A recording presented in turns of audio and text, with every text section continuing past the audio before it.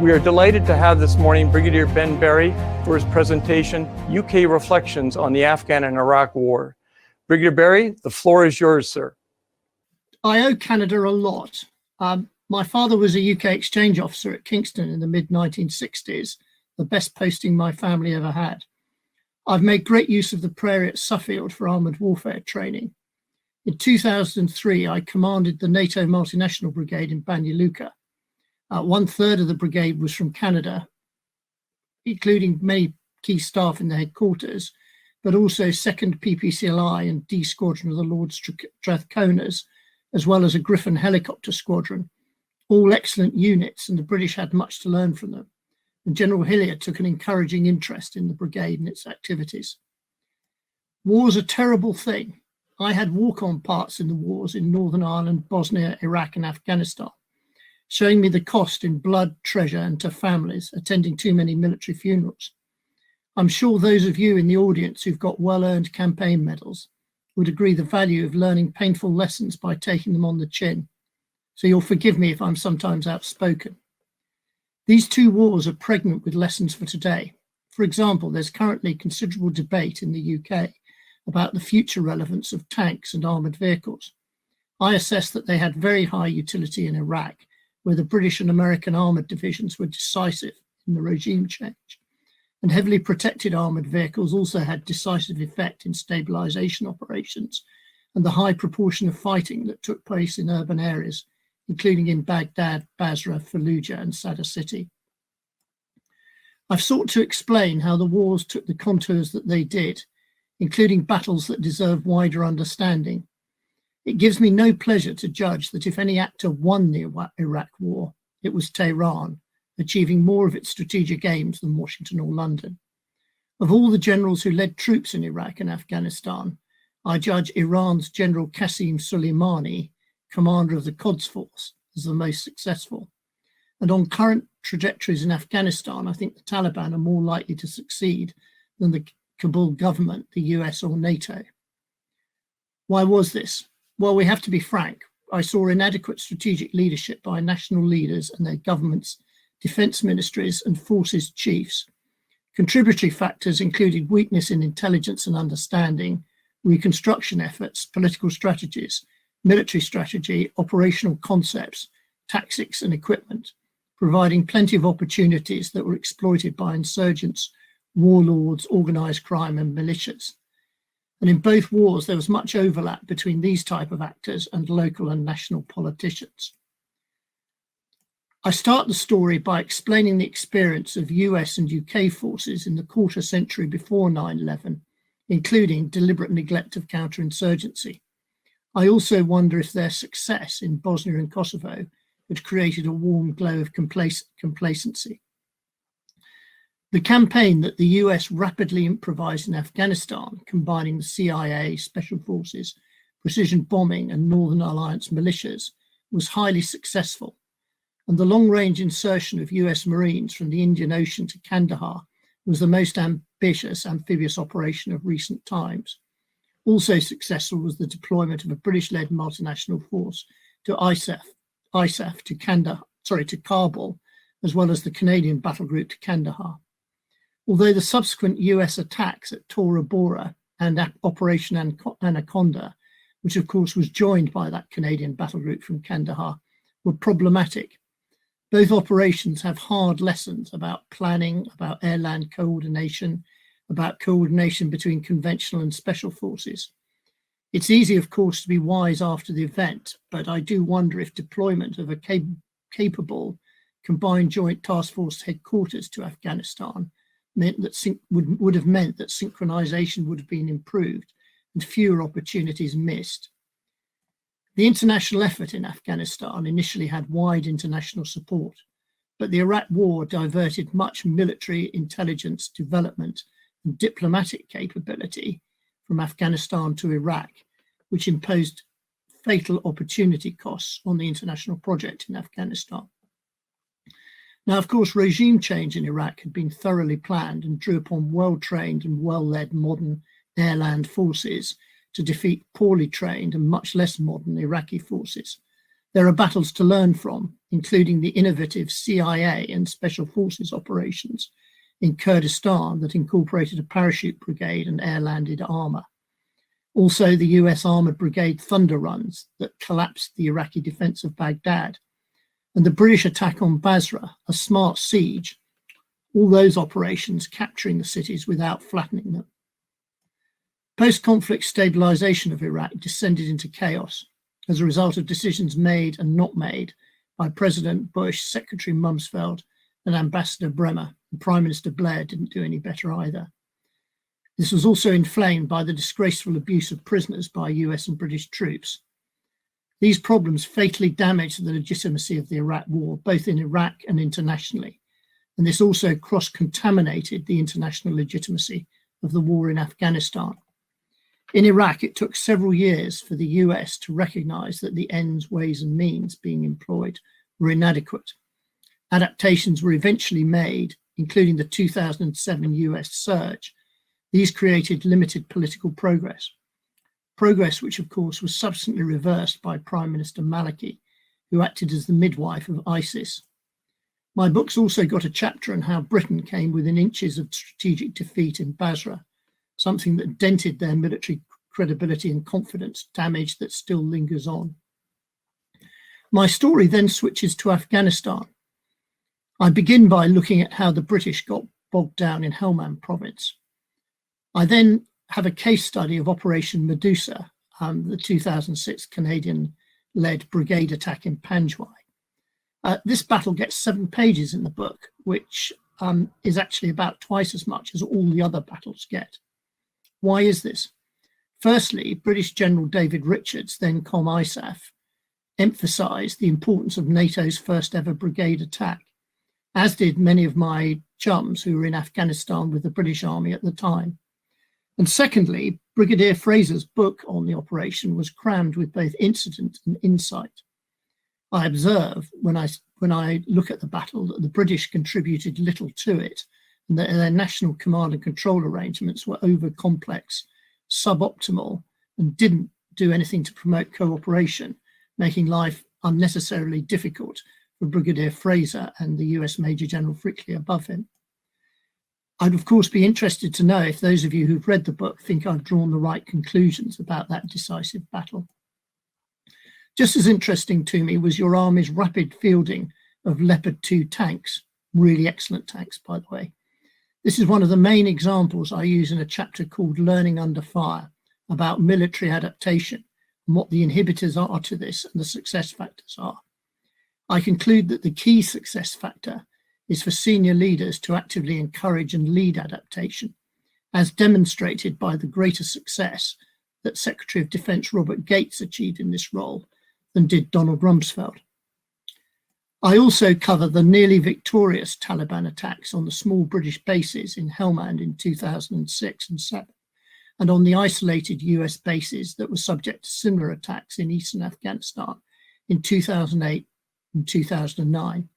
These were desperate sieges, the defenders only surviving through being able to shoot straighter than the Taliban, but also through extensive airstrikes. Great bravery and determination was displayed by the US and British defenders and by the attacking Taliban fighters, reminding us of the enduring role of morale, fighting spirit, and small unit combat leadership. I also assess President Obama's Afghan surge and the problematic transfer of the war to Afghan leadership, and the subsequent weakness of the Afghan government and its forces is demonstrated by the 2015 capture by the Taliban of Kunduz, although they were eventually thrown out, and the considerable weakening of the government position in Helmand over recent years. Moving on to some general points about the hard lessons of the war. Force had wide utility for the regime change campaigns, for counterinsurgency, and of course for the bad guys, for the militias and insurgents fighting to further their political aims and those of their external sponsors such as Iran and Pakistan. The ferocity of the armed opposition in Iraq from 2004 and Afghanistan from 2006 was a strategic shock to the US, but more so to many of its allies. Against opponents determined to fight, international forces who couldn't fight or whose governments wouldn't let them fight were of little utility. They added friction. This reminds us that combat is the core military capability and that armed forces should be benchmarked against determined and capable enemies. The wars, of course, confirmed the inherent unpredictability of war, where the enemy has a vote and may fight to the death to cast it. They show that war is a clash of wills between actors seeking to shape events to suit their political aims, seeking to gain and exploit all the advantages they can. And in the wars, you can find examples of attrition, of maneuver, of symmetric and asymmetric military approaches. There were action-reaction dynamics on all sides, where many improvements in tactics and capability were checked by a counter-improvement by the other side. And the battle against roadside bombs in both wars is an example of this. Both the short regime change campaigns can be seen as linear conflicts. Subsequent post-conflict stabilization campaigns were increasingly complex non-linear campaigns with many variable factors which interacted with each other in constantly changing ways. And this was in part a result of the nature of the enemy. For example, in Iraq, there was considerable overlap between militias, organized crime, political and religious extremists and death squads, and crime and extortion often funded insurgent activity. It was the foundation of insurgent logistics in a way. On top of this, military operations were overlaid with complex, multiple political, religious, ethnic, and economic conflicts. The strategic, operational, and tactical levels often overlapped. A high degree of complexity endured through both wars and was felt at every level of command. And General Petraeus told US Congress that war is not a linear phenomenon, it's a calculus, not arithmetic. Or as his British deputy, Lieutenant General Graham Lamb, put it, this is as complex as anything I've ever done. This is three-dimensional chess in a dark room. Military operations were largely amongst the people in the urban areas of both countries and in the densely populated breadbaskets of southern Afghanistan. Combat increasingly occurred where people live. This has implications for the future because along with the global mega trend of urbanization, it means that urban operations will increasingly become the new normal. And I think that armed forces that are not competent in urban environments should increasingly be seen as incompetent. The stabilization operations were contests for the minds of the people, the populations, the insurgents, the militias, and their military and political leadership. This interpenetration and interdependence of war and politics was amplified throughout 21st century communications, which accelerated the passage of information of various degrees of truth, rumor, or lies, the battle of the narrative. There was a political dimension to military operations, often right down to the tactical level. And in my book, I have several vignettes, examples of armed politics that illustrate this, including the role of two US civilians, Carter Markasian in Helmand and Douglas Grindle in Kandahar. The established principles of insurgency and counterinsurgency applied, including the primacy of politics, addressing or exploiting the root causes of the insurgency, and making progress across all areas of government and development. The wars show the importance of achieving legitimacy and operating in accordance with the law. International forces often struggled to achieve this, and this was all exacerbated by inadequate understanding, poor intelligence, abuse of detainees, and initially by counterproductive tactics. All this shows us that wars are multidisciplinary activity. It requires integration of all activities at all levels, beyond combined arms, beyond joint, and beyond interagency. And this, of course, applied not only to military tactics in rural and urban terrain, it also applied to the considerable improvements in integrating air and land forces and integrating special and conventional forces, as well as exploiting all types of intelligence from tactical to strategic, but also to fully integrating all levers of national power, military, intelligence, diplomatic, and development. And I'm afraid that it seemed to me in Afghanistan, the Taliban often achieved a greater unity of effort than the Afghan government, the US, or NATO. And that still seems to apply to the talks that are going on in Doha right now. And I also came to the conclusion that Iran was better at this in Iraq than the UK or US. The Iranian Republican Guards, Quds Force, combines irregular warfare, special forces, setting up clandestine networks, capacity building, forming and leading proxy forces from insurgent cells to the conventional armed force that is Lebanese Hezbollah. It also does propaganda and buys influence with a combination of cash and threats. It also has a seat on Tehran's National Security Council and sets Iran's policy for Afghanistan, Iraq, Syria, Lebanon, and Yemen, often providing the Iranian ambassadors to those countries. To use Western terminology, it's a standing interagency task force from which the US and its allies have much to learn. So for those of you who are grappling with the challenges of understanding and conducting current and future wars, I hope the book's analysis of armed politics, the battle of the narrative, linear and non-linear war, and military adaptation and learning under fire might help. And there's a summary chapter at the end. But an alternative and more interesting way might be to take the writings of Clausewitz and lay on top of them the books of Hobbes, of Machiavelli, and Sir Rupert Smith, and then box sets of the TV series House of Cards and Game of Thrones, and then flush them into an industrial shredder and see what comes out. But it will probably be cheaper and less time consuming to look at my book. There's a lot I've not covered, for example, intelligence, urban warfare, deception, the roles of helicopters, something that saw both failures and successes, military command and control, naval aspects, logistics, and working with indigenous forces in both wars. So I'd probably upset a proportion of the audience, but I'd now be very happy to take questions or observations on any aspects of both wars. Back to you, Paul. Thank you, Brigadier. That was an extremely interesting and comprehensive overview of your study. We have a first question here. It starts off with a bit of an intro. In the wake of the invasion of Afghanistan, the US and its allies quickly planned to develop the country from a middle-aged state to one embracing democracy, rule of law, human rights, while mitigating the narcotic trafficking.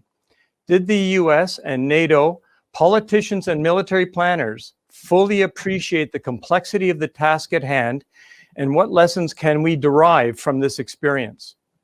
Well, I think most of those who were involved in that initial planning in 2002 would probably conclude that they didn't. And there are a number of examples which have been well recorded by the development community of aid being foisted on Afghanistan that turned out to be inappropriate. And sometimes the Afghan government of President Karzai, against its will, choosing to use Western models. For example, Italy tied aid to legislation that President Karzai advised was inappropriate, and it turned out to be so. I think, though, the biggest single problem with the international project in Afghanistan was the massive opportunity cost of the US and the UK switching their attention to Iraq, which sucked away government, defense, intelligence bandwidth. And as the Iraq project went wrong, it also sucked away money and people for development. But I think there is an observation here. When I did my study of the Iraq War for the British Army, many of the more reflective British officers I interviewed said that too often when we considered a problem, we looked at it from our point of view and only added on the Iraqi viewpoint as an afterthought. In retrospect, we should have started with the Iraqi viewpoint. You argue in your book that between 2006 and 2009, the military forces involved in Afghanistan came close to the brink of strategic failure. You alluded to this in your preface. How did this come about and why? I think a combination of over-optimism. Over-optimism, I think, was often displayed in London and Washington, DC, and insufficient understanding. What I think had also happened was between 2003 and 2006, the US and its allies in Afghanistan had created the opportunities for the Taliban insurgency. Much of this was due to aligning with or empowering warlords or other actors that were predatory on the Afghan civilian population. I'm not a judge of the difficulties after Operation Medusa that Canada encountered in Kandahar province, but I can tell you that many of my British contemporaries and much of the feeling in the Ministry of Defence between 2006 and 2009 was that the UK wasn't doing enough. And unless the US could be persuaded to decisively intervene in southern Afghanistan, they were on the track to strategic defeat. In your discussion, you noted that the conduct of war is different from other human activities. Wars are eminently unpredictable, and no matter how well one side plans, the other is doing everything it can to negate their opponent's operations. What does our long Western engagements in Afghanistan and Iraq tell us about contemporary warfare? Well, I think, first of all, it reminds us that war is a dangerous sport. It's an outdoor sport, and it's a contact sport. And, that combat is the core capability. And there are a number of European NATO armies who, when this problem was presented to them with force, for example, in the Shia uprising in Iraq in 2004, and in Afghanistan after 2006, they found it very difficult to make a positive contribution to the US-led or NATO campaigns, and their reputation and credibility was damaged with the US and other members of NATO. Well, that certainly wasn't the case with either the UK or Canada. I think there are many lessons, I think, of Iraq and Afghanistan that do carry over to contemporary and near future conflict. There are obviously some that don't, but I think above all, it's, as Clausewitz recommends, you understand the character of the war that you're in, and you must attempt to fight the war you're in rather than the war you wish it to be in. So often with the US, it seemed as if Donald Rumsfeld wanted to fight the war he wished to fight in Iraq and Afghanistan rather than the war that was going on. And I think for the military, it shows you just how important it is to get command and control right and to develop a thorough understanding of what's going on. In 2011 and 2012, the United States and the United Kingdom surged substantial forces at great cost in material and manpower into Afghanistan. Why was this not effective? Well, it was effective in the short term in terms of pushing the Taliban out of key rural terrain and pushing them further away from key urban terrain like Kandahar and Kabul. But I think in President Obama's decision to surge, if you look at the overall decision making, which is exhaustively recorded in a number of US memoirs and accounts, there was over-optimism about the political health of the Karzai government, the state of development of the Afghan government, Afghan institutions, and the Afghan military. I think also that the US was in a bind because they were never really able to pressure Pakistan enough to coerce the Taliban to reduce their activity in Afghanistan. It is acknowledged that Secretary Rumsfeld and President Bush were politically averse to partaking in nation building in the wake of invading both Afghanistan and Iraq. Could you comment on why this was so, and was there any follow-up or alternate plan? Well, I think President Bush and Rumsfeld made this very clear in speeches. For example, Bush made it very clear in the election campaign, and Rumsfeld was rather pleased to tell everybody that what the US was going to do in Afghanistan wasn't going to be nation building. Well, the rationale for this that they explained in their speeches was that they saw the US Army as the wrong instrument for nation building, and that prolonged commitments to nation building, including in Haiti, in Bosnia and Kosovo, they felt had reduced the readiness of the US Army for its priority task which they saw as state versus state warfare. I mean, don't forget that the Korean Peninsula was still considered a military threat by Washington, D.C. during that period. And, they wanted the Europeans and they wanted the United Nations to take the burden of nation building. Well, what's quite interesting is that many US Army senior officers actually had seen the need for nation building, and they'd seen the value of the international community's nation building efforts after the conflicts in Bosnia and Kosovo.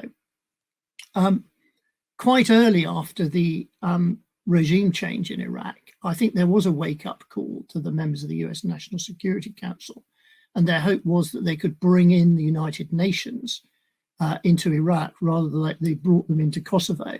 But the terrorist bombing of the UN headquarters made that much more difficult. They'd also underestimated how much Saddam Hussein had blamed the United Nations for the privations of Iraq under the sanctions regime, and that within Iraq the UN didn't have the respect that it say had in Kosovo. But I think, overall, the US government was being over optimistic about what was happening in Iraq, and the very difficult, the failure of the Baghdad operations in 2006, plus the bombing of the Golden Mosque at Samarra, which really set up a civil war within Iraq. That was a strategic shock to President Bush, and credit to him developing sources of advice from outside the Pentagon, the Beltway, and the members of the US National Security Council. He took the very brave decision to go for the surge and support it, and that at least turned the security situation around for a while.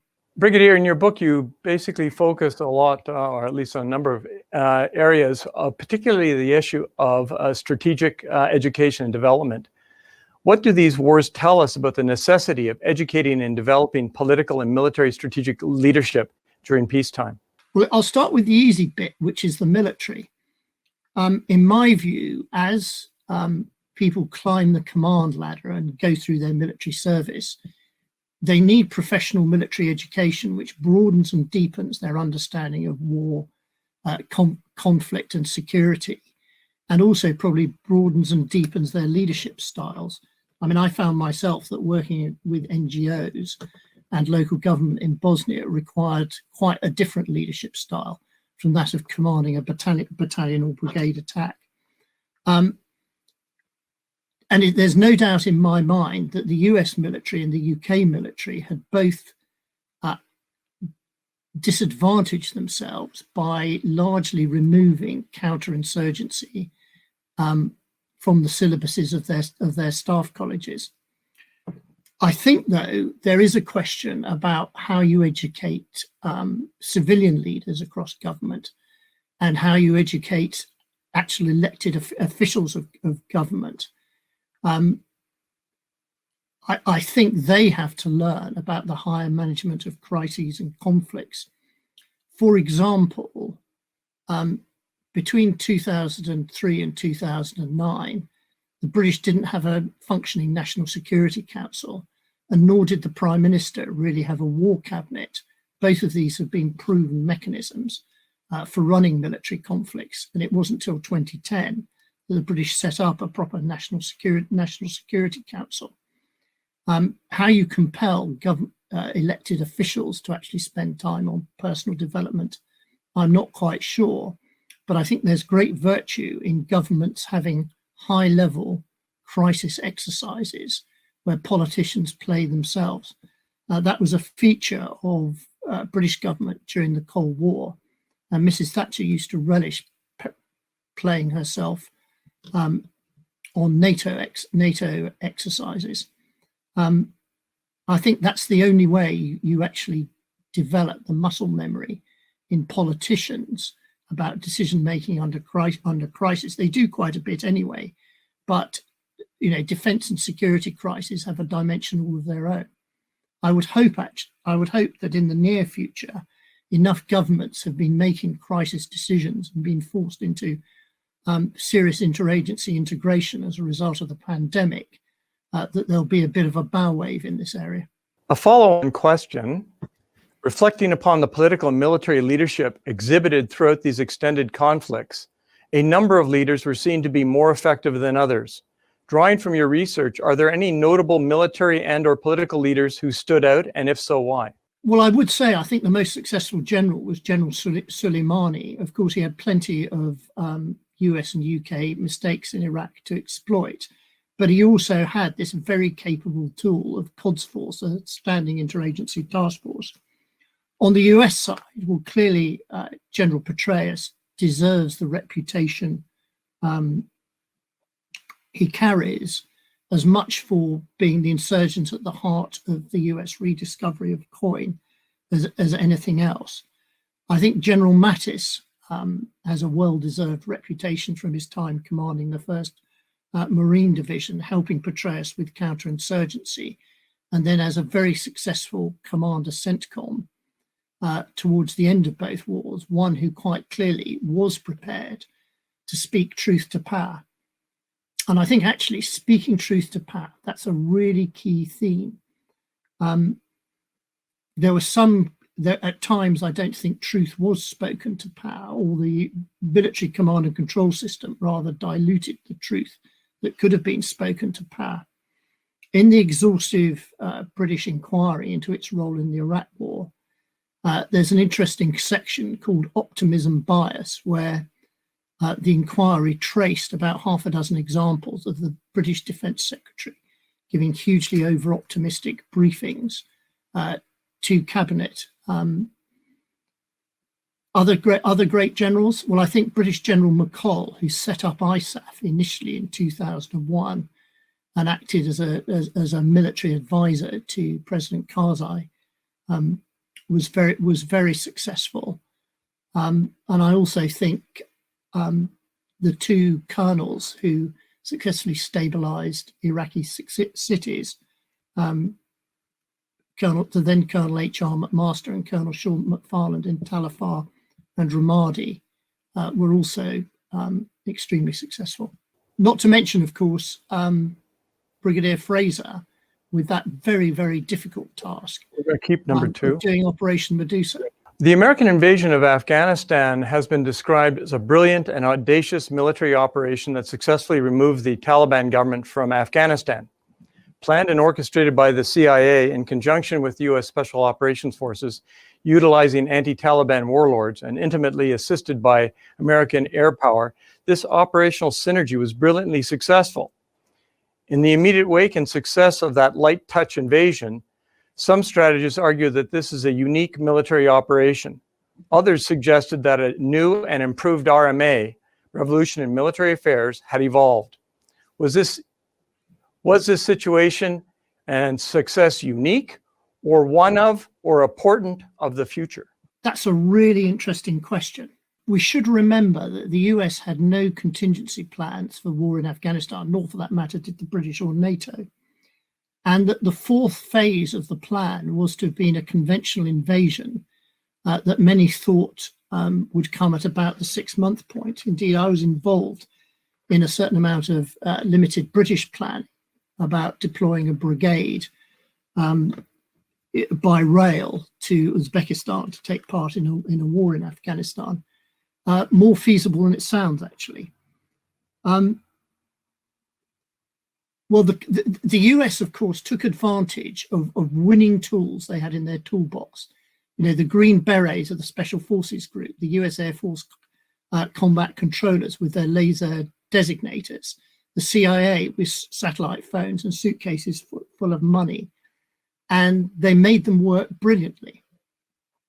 I think, though, that in itself engendered overconfidence, and the way the model was applied to the Battle of Tora Bora, which by all accounts allowed bin Laden and his entourage to escape, and the way command and control struggled in Operation Anaconda showed the limitations of the model as applied to Afghanistan. But the CIA did a similar operation with about a year's lead-up time in Kurdistan in 2002, 2003, and the commander of Erbil Station has actually written an interesting book on this, The CIA War in Afghanistan. And they were able to insert a special forces group reinforced by an airborne brigade and with an airline landed armored battle group into Kurdistan, which helped pin the Iraqi forces on the Green Line, preventing a couple of corps from reinforcing central Iraq. Quite an interesting model. And it leads on to the issue of proxy warfare. Is proxy warfare, possibly in the context of a hybrid war, a grey zone conflict, or sub-threshold warfare, is this something for the future? I think it emphatically is. And many of the success factors are found in Iran's proxy warfare in the Middle East and also in Afghanistan as well. How do you counter this? Well, set a wolf to catch a wolf. It's inherently interagency. There'll be a role of the military. There'll be a role of intelligence agencies. There may also be roles of other government departments, but it is doable. And I think within countries that see themselves as having an international military role and are prepared for their forces to go in harm's way, being able to wage proxy warfare and being able to counter proxy warfare is doable. And it's not just a special forces task.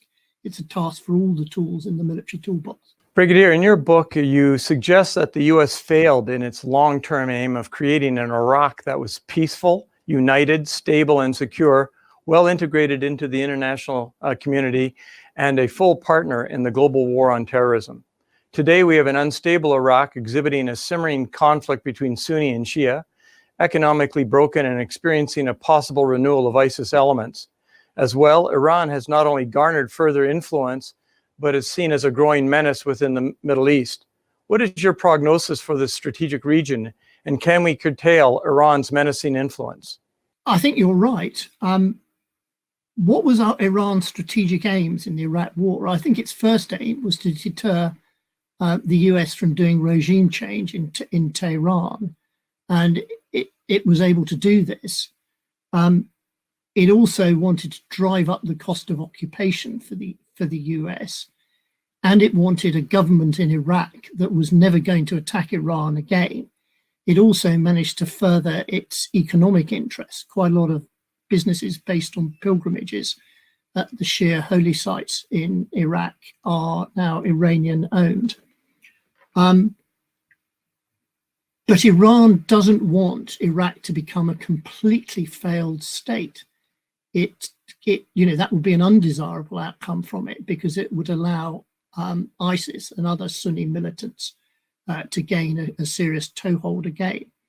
It's like Afghanistan. Iran definitely has had for the last decade or so an influence in Afghanistan, both positive and negative. And there's little doubt that the Taliban's Mossad Shura has also been assisted by Quds Force. But again, Iran can't afford Afghanistan to become completely unstable. It wants an Afghanistan that suits its political, security, and business interests, but it doesn't want to destabilize it. Handling this problem posed by Iran, its networks of malign interests, is a really difficult challenge for the Gulf states, for Saudi Arabia, for Iraq itself, and for the US and its allies. And I think it requires a combination of carrots and sticks, but it's very important it's not characterized by wishful thinking. If the people in charge of this were to ask for my advice, I'd say, make sure you've got a coherent strategy, make sure it's inherently interagency, and do the best you can to expose Iran's malign interference. It's a really tricky challenge, one of the greatest strategic challenge that the US and its allies in the Gulf states face. Thank you. Brigadier, drawing upon your experience and your research on these 21st century invasions of Afghanistan and Iraq, how do you think history will view these Western interventions? Well, I think they both have to be categorized as failures at this moment. That's overall, that's at the state we find ourselves now. But we should recognize that the initial intervention in Afghanistan was a great success, and that despite all this, Afghanistan has made considerable progress in economic development, in human development, in the role of women. And it's a great pity that this is so much under threat from a resurgent Afghanistan. You yourself described the weaknesses of the Iraqi state. And I have to come to the conclusion that the single dumbest move of all the dumb moves that were displayed was the decision to invade Iraq. And I think it had a similar effort on the war in Afghanistan as Napoleon's attack on Russia did, with his, it disrupted his ability to wage his other campaigns and imposed a great opportunity cost, as indeed did Hitler's attack on the Soviet Union in 1941. And I think, the judgment to attack Iraq must be weighted similarly in military history. In your book, you did not mention anything about the regimental systems that pervade the armies that were there. Was the system a positive or a negative factor for the United Kingdom, Canada, and Australian forces? I'd also observe that in my contacts with the US Marine Corps, I've seen aspects of a regimental system there in terms of the linkage to the heritage, particularly of the various Marine regiments and their battles. The US Army doesn't have a regimental system per se, but you do see aspects of the regimental system in the way the cavalry have retained their identity, the cavalry regiments have retained their identity. I think the British Army would say that their regimental system worked during the Iraq and Afghan wars. And in fact, both their infantry reorganized quite extensively, merging a lot of smaller regiments into larger ones. The regiment I belong to, the light infantry, merged with other regiments to call the rifles. And on merger day, 3 of the forming battalions were all with the 19th Brigade in Basra, and they celebrated the merger by the brigade commander taking out a patrol of members of all these founding regiments. Everything I've learned about the Canadian role, including the hard fighting of Operation Medusa, suggests to me that the Canadian regimental system performed extremely well, and the same about the Australian system. Although all regimental systems have their weakness and overconfidence and complacency, and sometimes they can have negative effects, which I think is one of the aspects of the disturbing story about the Australian Special Forces committing war crimes. One in our audience was struck by your Clausewitz comment, read the character of war. Did the United Kingdom in the early years of Iraq rely too much on experience versus the PIRA failing to understand the insurgency facing them? Well, I think they were guilty of over-optimism. What was the case is that by sort of 2004, 2005, many people serving in the middle management of the army had experience in Northern Ireland, but the experience was of Northern Ireland as quite a benign operational environment where the role of the military was quite focused on counterterrorism, public order. It was the early 1970s when the military was in the lead in a counterinsurgency campaign. In fact, many senior officers who served in stabilization operations in Iraq in 2003, 2004, consciously sought to apply peace support operation doctrine rather than counterinsurgency doctrine. I think there was also considerable short-termism because everybody in the British contingent in Iraq at that period of time was on six-month tours, and there was an urge to be seen to be making progress during 6-month tours. But one observation I'd make, and I think this applies to the United States as well, is we mustn't forget that in 2004, 2005, there was a series of national elections and national referendums in Iraq. And there were great television images of Iraqis queuing to vote, of lots of women voting, of lots of people waving their fingers in the air, which they dipped in purple ink, and a successful security operation for all those three exercises where the Iraqi security forces weren't found wanting. Well, of course, in retrospect, we know that the Shia-dominated security forces had a vested interest in it working, so the Shias could seize political control. And I think all of this reinforced overconfidence and short-termism. In your book, you basically suggest there's a varying concept of victory that evolved throughout OEF and ISAF.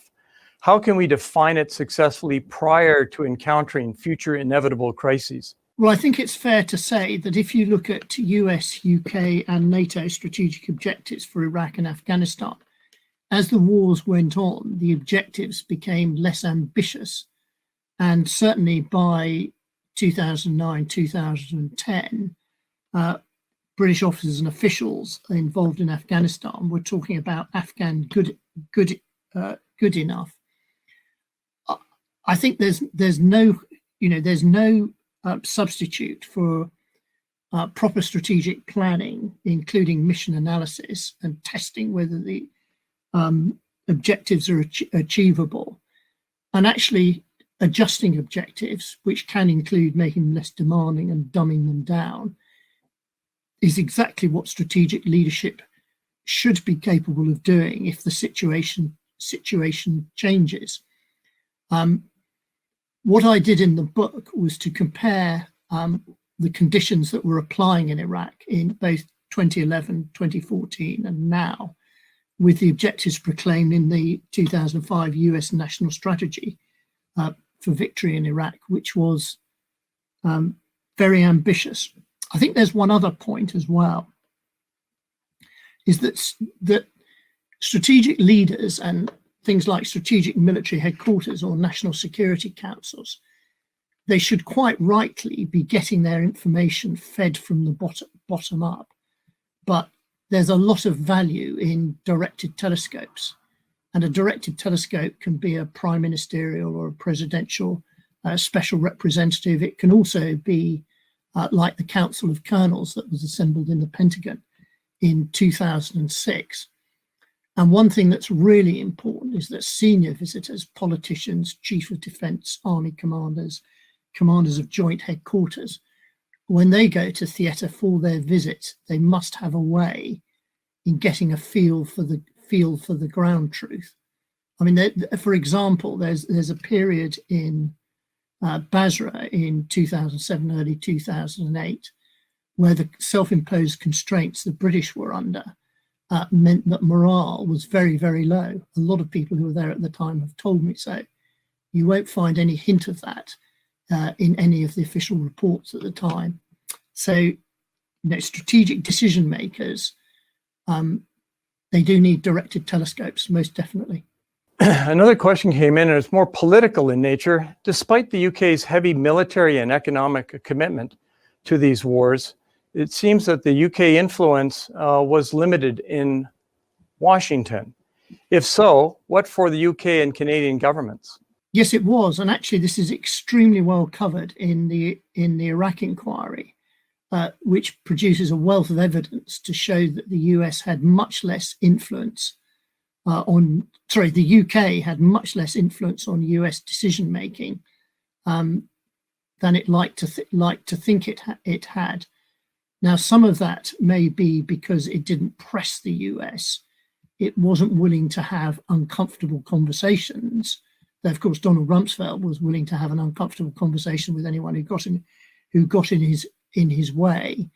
It was also that after the initial invasion, where I think the UK did take a fair share of the burden, it drew down much more quickly than the US, and its forces were much less mobilized than the US military was, and it was rather content to stay that way. It was also a case in Iraq that after the invasion, British strategy diverged from the US and was increasingly diverging. And I think sometimes the British military sensed their weakness and again were reluctant to press the US. But there's no doubt in my mind that military credibility and combat power does buy influence with the US. But I think all of those who are junior partners to the US, they want to try and make sure that the conversations behind closed doors are frank in both directions. The US Army hasn't produced an excellent in-house history of its war in Iraq. And it's really quite interesting to see what they make of the British strengths and weaknesses. But there's no substitute, like in difficulties within families, of being able to have that difficult conversation, but while keeping your tempers. This is more on the issues relating to training and education. The question is, reflecting on these two conflicts, how do we, the armies, train for the future? Well, I think in terms of the tactical combat capabilities, there's no substitute for training against a credible and complicated enemy and in demanding environments. And I particularly worry that so many Western armies are still, their default setting is rural operations, and they ought to be spending at least half their time in the urban environment. I think I've covered the need for increasingly broad training and education for more senior military leaders. I think the other thing that armed forces should accept is that there is no silver bullet. The silver bullet is combined arms, it's joint, and it's interagency. I mean, the British have a word for this, which is now multi-domain integration. And it's cooperating with the people who you can identify you're going to need to cooperate in all those organizations in peace. But it's also having the ability to plug into other organizations who you may not have anticipated. And what it means is you need commanders that can do direct physical combat leadership, but you also need them to be able to adopt an open style and embrace all sorts of other actors and create a coalition. And I've seen that done myself, you know, an informal coalition of international agencies created around the International High Representative in Bosnia in 2003. And I must say my Canadian staff and the 2nd PPCLI battle group that I had the privilege to have working for me seriously got it and knew how to do it. But you've got to keep the thing alive through practice. Brigadier, we've now basically consumed an hour of your time. And again, I would like to thank you on behalf of all the audience for your time to give us an overview of this magnificent book, which I firmly believe should be read at staff colleges. At this moment, I shall pass the floor to our chairman, Goran Pesic. Thank you again, Brigadier. On behalf of Policy Insights Forum and Samuel Associates, I would like to thank our special guest, Ben Barry, and the event moderator, Dr. Taillon, for an outstanding presentation today.